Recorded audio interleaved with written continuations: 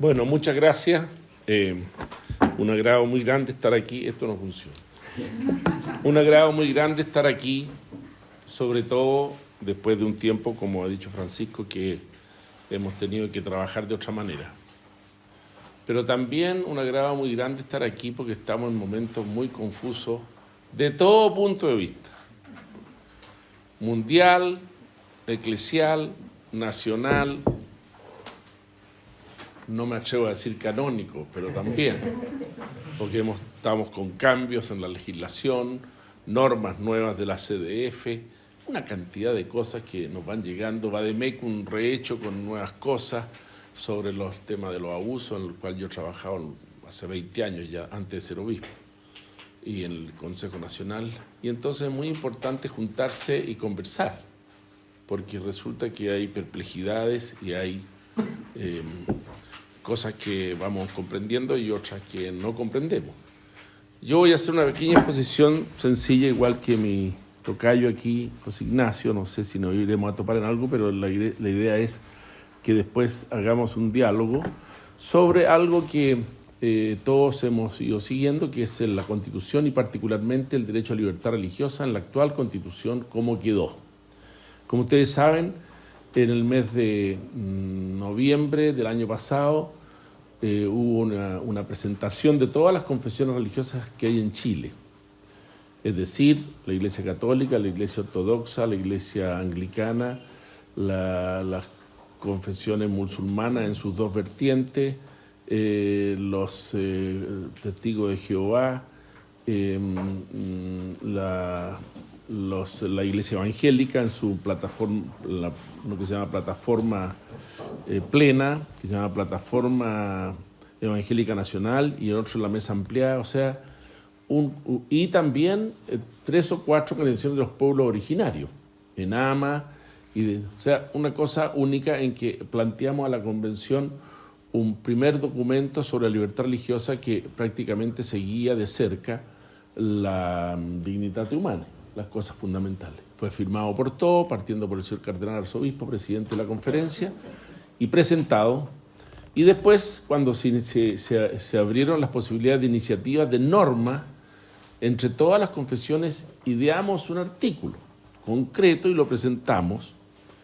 Ese artículo fue debatido, no fue debatido, desgraciadamente, y yo tuve que ir con un pastor evangélico 2 veces a la convención a defenderlo. Me di cuenta ya la primera vez que fuimos que el ambiente dentro de la convención era bastante lejano al tema de la libertad religiosa, pero que no era contrario, o sea que no le iban a eliminar, no se podía eliminar.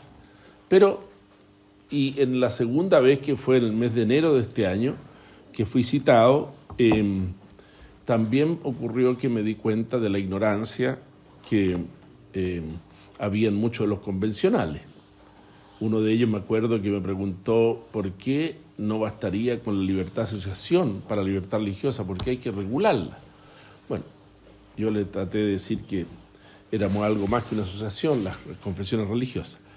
Pero lo que sabemos es que el artículo propuesto, que estaba bastante bien estudiado y tenía cosas novedosas, teníamos la ilusión de que pudiera alguna de esas ser acogida, no lo fue, aunque se puede decir que se recogieron algunas cosas importantes, prácticamente la especificación de lo que es la libertad religiosa sacado de los tratados internacionales, especialmente el de San José de Costa Rica.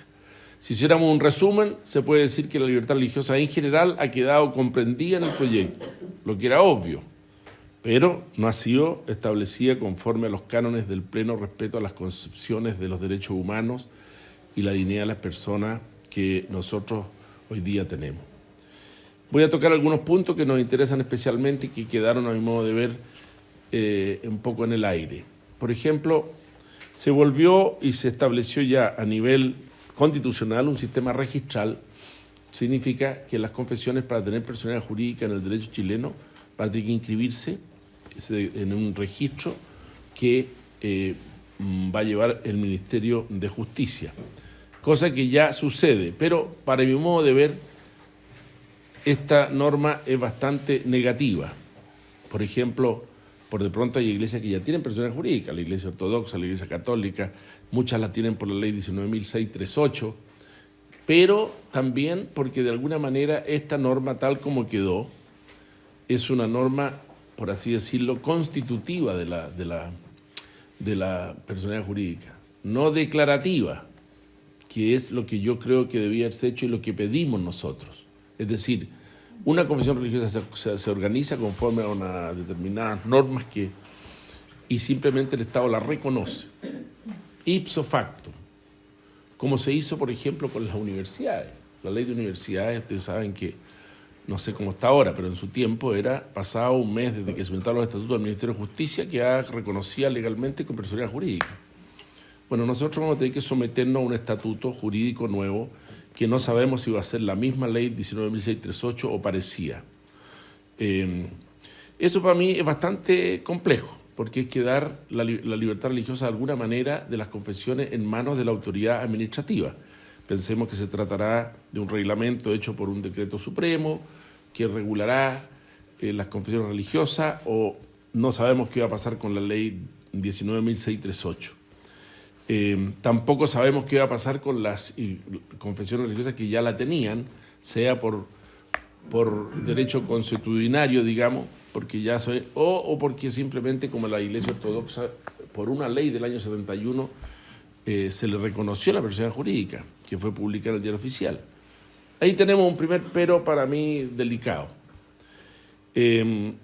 Nosotros pedimos que se reconociera abiertamente la personalidad jurídica y el derecho a actuar, el derecho a estar presente en lo jurídico de todas las confesiones, que bastaba que éstas tuvieran su organización interna y cumplieran los requisitos básicos de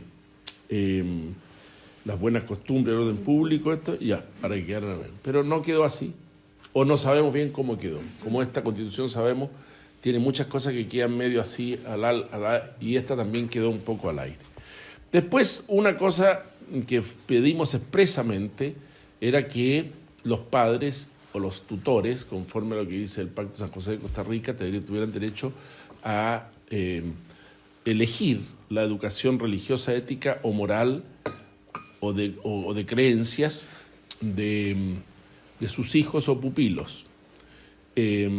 Y bueno, esto quedó un poquito, quedó expresado en una frase que nadie sabe tampoco bien lo que significa, porque dice que se puede practicar la fe en culto público o en privado, y que estas confesiones de fe se expresan mediante el culto, la celebración de los ritos, las prácticas espirituales y la enseñanza. Punto. No sabemos si es una enseñanza que se da en el ámbito de la familia, en el ámbito de la educación, en el ámbito... Y como sabemos, una condición es un conjunto de normas, y esta norma, por así decirlo, no encuentra su concordancia en el derecho a los padres de educación de los hijos, que tampoco quedó establecida. Quedó una cosa medio rara que dice que pueden tener, como sabemos, una injerencia en la elección del tipo de establecimiento, del tipo de educación. Por lo tanto, aquí hay otro tema que para mí es bien delicado, porque este es un aspecto esencial de la fe de cualquier confesión religiosa y especialmente de nosotros, la Iglesia Católica. Es decir, tampoco me parece que en los artículos transitorios se han dicho cosas relativamente a esto, respecto, por ejemplo, a la vigencia de la ley de confesiones religiosas que fue hecha en tiempo del presidente Lago y en la cual me acuerdo que me tocó intervenir bastante. Es decir, ahí tenemos otro. Tercer problema grave. Se pidió expresamente un reconocimiento de su autonomía interna y su derecho propio, que es una cosa muy importante que estaba reconocido en el artículo 20 de la ley 19.638, que está vigente naturalmente. La idea era precisamente, de alguna manera, no sé si se puede llamar así, pero que hubiera un reenvío verdadero de un derecho a otro, como lo hay en el derecho canónico y lo hay en el derecho civil, ¿ya? Pero esto no fue ni siquiera considerado. Así que las confesiones religiosas, especialmente nosotros, tenemos un derecho propio. Pero en Chile nadie sabe qué es lo que es. ¿Qué es lo que es en Chile para un juez el Código de Derecho Canónico? Bueno, hay que hacer un montón de disquisiciones jurisprudenciales, un montón de cosas para llegar a convencer a un juez que este es el derecho y usted tiene que respetarlo. Bueno, la Convención desechó esta vía, la vía del régimen propio. Es cierto que en otras confesiones no existe esto tan claramente, sobre todo el pueblo evangélico no son muy dados a dar normas jurídicas, ¿ya? La iglesia derivadas del protestantismo del siglo XVI tampoco son dadas normas, pero nosotros sí. Tenemos el derecho universal, tenemos el derecho a nivel nacional, las normas complementarias, y tenemos el derecho a nivel local, particular. Yo tengo mis normas sobre las vacaciones del clero, están escritas, publicadas. Esto es lo que hay que cumplir. Bueno, ¿y qué es lo que se hace en Chile? ¿Qué es el código en Chile? Era el momento de dar un paso, pero parece que no eran las personas para dar ese paso, porque no saben. Lo que yo noté ahí, más allá del juicio que uno pueda tener respecto de cada una de ellas, porque no las conozco, es que no sabían esto. Esto es una cosa como, pero ya está claro en Chile. Está claro. Una vez cuando la presidenta Bachelet fue a hablar con el Papa Francisco hace años ya, y se habló en Roma de la posibilidad de un acuerdo jurídico, dijo, ¿y para qué vamos a hacer un acuerdo si está todo claro en Chile? Estamos muy de acuerdo en todo lo que hacemos. ¿Qué acuerdo sobre qué? O sea, hay en Chile, no sé si en otros países, pero en el nuestro especialmente, una incapacidad para comprender que la libertad de las confesiones religiosas pasa porque se han reconocido verdaderamente nuestros propios derechos. Por lo tanto, ahí la falta de la autonomía interna no fue reconocida, se pedía expresamente y fue reconocida. El derecho de las confesiones a tener su organización interna, el derecho a establecer sus propias normas, ¿ya? Eso ni siquiera se tocó. Después, un tema que fue objeto de estudio entre todos y después que en la tradición nuestra tiene mucha importancia, en la tradición de algunas iglesias evangélicas también, pero en que en general es muy desconocido, es que pusimos una pequeña afirmación que decía: podrán celebrarse acuerdos de cooperación con ellas, decía el artículo propuesto por todas las confesiones en Chile. Bueno, esta idea fue desechada, no entró. Era un paso importante, sobre todo ¿por qué? Porque tenemos muchas materias mixtas que están en el aire. Todos nosotros estamos en la pastoral de alguna u otra manera, pero un obispo por su esencia. Bueno, y yo atiendo el Hospital El Pino porque me dejan entrar. Pero si no me quieren dejar entrar, me dejan afuera. Y yo atiendo la cárcel que había en Buin, que se cayó con el terremoto, así que ya no se puede atender, porque yo mismo iba a confirmar, porque había un reglamento que permitía la presencia de un capellán, y había un capellán nombrado, y había agentes pastorales. Y yo atiendo a los niños del Sename o la cárcel de menores que está ahí en San Bernardo, porque por buena voluntad me dejan entrar, porque es un bien. O sea, ¿qué es lo que no captó la Convención? Una cosa muy esencial, que no queremos que el Estado se refiera al hecho religioso, queremos que el Estado se refiera al factor social que significa la religión. No captó, eso no lo captó, o sea, sí, es un bien, pero no es un bien como de tal consideración que se le den las garantías para que pueda desarrollarse. Hoy día, con excepción de las Fuerzas Armadas, que hasta ahora tienen una ley pactada entre la Santa Sede y Chile el año 1911, y que es una ley pacticia, no es un pacto internacional en sentido estricto de la Convención de Viena, por así decirlo, porque es anterior, pero es, como se lo hice presente yo, son acuerdos que no pueden desconocerse. Todas las realidades que han al albur, la atención de nuestros fieles, que están en situaciones especiales, queda al albur de la autoridad administrativa, como ha sido hasta ahora. Llevamos batallando en esto. No sé si ustedes saben que la Santa Sede nombró hace unos años atrás una comisión para hacer un acuerdo. Yo estaba metido en ese baile y trabajamos 5 años. Hicimos el acuerdo, está escrito entero. Estudiamos todo el derecho chileno, con reuniones durante más de 3 años, sistemáticas. Y cuando lo fuimos a presentar a la autoridad, o faltó el empuje nuestro, o faltó la decisión de la Santa Sede potente, pero lo que faltó sí, autoridad de distintos gobiernos. Un país que no entiende el fenómeno religioso bien, no lo capta, no se da cuenta de que la manera de asegurar la libertad de enseñanza para nosotros no puede ser la Constitución. La Constitución la pueden cambiar, las leyes la han cambiado. Miren lo que nos ha ido pasando con las clases de religión, que están todavía dependiendo de un decreto supremo del año 87, firmado por doña Mónica Madariaga, ¿ya? Y que es un decreto que basta un soplío para que de repente se desaparezca.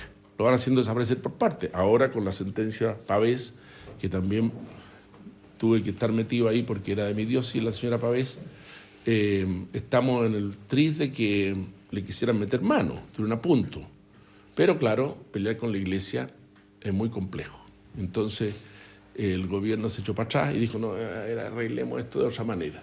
Pero en realidad la sentencia dice que tenemos razón en lo que hacemos, que hay derecho a hacer clases de religión católica en los establecimientos públicos y privados, pero que no se puede discriminar a las personas que hacen clases de religión y que por lo tanto los que hacemos o damos el certificado de idoneidad debemos, nos tienen que hacer un curso el Estado para que no cometamos... Esto es un caso, profesor, que una profesora lesbiana, no sé si ha oído, si lo conoce, ¿no? Bueno, era de mi diócesis la profesora lesbiana, y yo tuve que decirle, mire, no, esto no puede seguir así. Después el tema de las exenciones, una cosa interesantísima. Después de acordarlo con todas las confesiones, dejamos las exenciones. Pero las dejamos por dos razones fundamentales. Primero, porque en los estudios que por lo menos yo he hecho y que tienen bastante fundamento, la exención de los templos y los lugares adyacentes fue un acuerdo tomado el año 25 entre don Arturo Alessandri y la Santa Sede a través del cardenal Gasparri. De hecho, eso se puede probar, o es un indicio probatorio de que ustedes saben que Alessandri se bajó del barco, partió a la Moneda porque lo llamaron de vuelta. Lo echaron los militares, después lo llamaron de vuelta, ¿ya? Y cuando llegó aquí llamó, como cuenta en sus memorias, él mismo, y también lo cuenta don Rafael Edwards, pero sobre todo el que era embajador en la Santa Sede, llamó a don Rafael Edwards, que era el vicario castrense, y le dijo, mire, vengo de Roma, he hablado con el cardenal secretario de Estado, y no hay inconveniente que le separe el Estado si seguimos el sistema del Brasil. Entonces yo le pido, y me entregaron este papelito, dice Alessandri, ¿qué dice? El papelito. Bueno, el papelito nunca nadie lo vio, debe haber sido cierto, pero el embajador ante la Santa Sede, que en ese tiempo era se me va en este momento, ¿cuánto? No, el embajador chileno de Santa Sede, dice que el acuerdo del año 25 entre el cardenal Gasparri y iba con un concordato, y explica las razones por las cuales iba un concordato, para que nadie se quisiera después aprovechar, y como había sido en todos los países. Pero resulta que ese concordato nunca llegó, pero sí se hizo, y lo hizo don Rafael Edwards. Y ese concordato lo encontré yo en la vicaría castrense, después de investigar mucho, en un legajo que afuera decía condolencias. Entonces, era imposible encontrarlo, pero yo decía, tiene que estar aquí. Y estaba el contexto del concordato y estaba también el estudio sobre Brasil. El papelito. Y eso, no sé el papelito, pero él le entregó eso. Entonces, esa es una razón que le expliqué yo a la convención. Le dije, mire, ustedes dicen que han respetado los tratados internacionales. Este es un tratado internacional que beneficia a todas las iglesias después del año 25. Y la segunda idea importante es que estamos llenos de exenciones. Hay una ley, la 17.000 y tanto, que tiene todas las exenciones, son como 400. Entonces, ¿por qué el Estado da exenciones? Bueno, porque hay un bien superior que así se considera que es un bien social esa exención. Por ejemplo, a un junte vecino, a un aeródromo, a un cementerio, porque son cosas importantes que tienen que ver con la sociedad. Y así podríamos decir una cantidad de 300 o 400. Entonces uno de los convencionales me dijo a mí, bueno, pero dígame una cosa, señor obispo, ¿pero hay alguna exención en la Constitución? No, no le dije yo. Estar en la ley. Bueno, ¿y por qué no se pone esta en la ley? Por esta razón que le expliqué antes, porque esta fue una exención que nació de otra naturaleza. Bueno, la cosa es que no quedó la exención de los templos, y por lo tanto yo he hecho unos cálculos sobre cuánto puede pagar por la Catedral de San Bernardo, y son como 25 millones de pesos al año. ¿De dónde nos va a sacar el párroco o el obispo? No tengo idea. Y así podría ser en todas las... Los que están más enfurecidos son nuestros hermanos evangélicos, que tienen una diseminación, pequeñas cosas, pero van a tener que empezar a pagar. Y como el Estado está buscando recursos como loco, bueno, esto va a ser uno de los... no sé qué va a pasar. Por último, una norma que yo considero agraviante es la que estableció que tenemos que... Toda entidad que dice exactamente que las confesiones no podrán tener fines de lucro y sus bienes deberán gestionarse de forma transparente de acuerdo con lo que la ley establezca. Otra vez más quedamos sometidos aquí a un control de, vamos a decir, de contabilidad o de no sé qué, de la autoridad administrativa. Y resulta que están perfectamente claras las normas. Yo mandé un articulito al Mercurio, no me lo han publicado, sobre cómo son las cosas en Chile. En Chile lo que produce renta paga impuestos. Lo que pasa es que tenemos que ir adecuando nuestra iglesia a eso porque nos ha costado mucho. Un cementerio produce renta, paga impuestos, tiene que hacer declaración de impuestos completa y tiene que llevar contabilidad completa. Si quiere que no sea la parroquia la que lo lleve, haga una figura jurídica al lado y llévela adelante, ¿ya? Pero resulta que esto de estar sometido a una forma de contabilidad transparente de acuerdo con lo que establezca la ley es como una excepción. Cualquier persona que en Chile tenga bienes que producen renta tiene que llevar contabilidad completa, hacer su declaración sobre impuestos internos, ley de la renta, etcétera, etcétera. Por último, Estado laico. Desgraciadamente,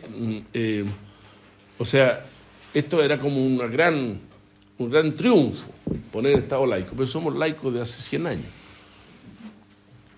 Es decir, de la separación. No quisimos hablar nosotros de Estado laico, sino que la separación, porque desgraciadamente en Chile, en la circunstancia actual, Estado laico tiene una cierta visión peyorativa. O sea, Estado laico es como un Estado que no quiere saber nada con la Iglesia, ni con las confesiones religiosas. Y nosotros sabemos que lo que ocurrió en Chile el año 25 fue una amigable separación, y como la llamó Pío XI, en un mes después de la separación, una amigable convivencia. Y esa se ha mantenido. Aquí no ha habido persecución de la Iglesia, no ha habido expoliación, no ha habido nada.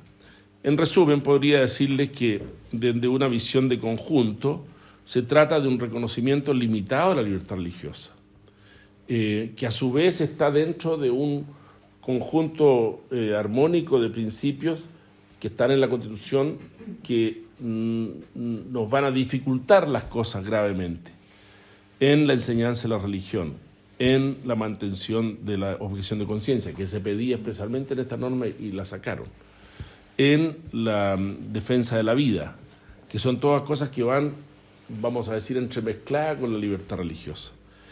Creo que hemos hecho un esfuerzo importante. Lo que yo rescato de aquí es que hay un pequeño avance, porque hay que decir que el año 25, lo que quedó en la Constitución del año 25, era una cosa casi telegráfica, críptica. Y cuando vino el gobierno militar y se hizo la Constitución del año 80, también por no pelear con la Iglesia nadie quiso meterle mano a esto, dejemos esto así nomás como está, y quedó prácticamente igual. Ahora cambió, y pienso yo que es importante la muerte digna, por ejemplo, una cosa que atenta directamente contra lo nuestro. O sea, la Constitución es un conjunto, y es en ese conjunto la libertad religiosa no va a ser, como está establecida, suficiente para defender las cosas esenciales que nosotros creemos y que nosotros practicamos. Vuelvo a leer el resumen. Como resumen, se puede decir que la libertad religiosa en general ha quedado comprendida en el proyecto, lo que era obvio, pero no ha sido establecida conforme a los cánones de pleno respeto a las concepciones de los derechos humanos y la dignidad de las personas.